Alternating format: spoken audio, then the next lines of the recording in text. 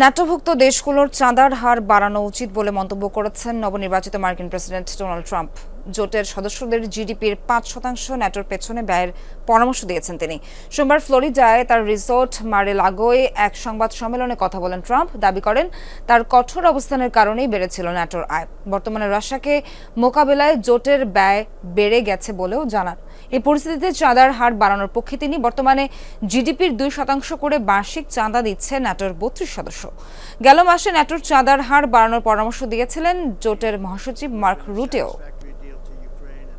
And somewhere along the line, Biden said, no, they should be able to join NATO.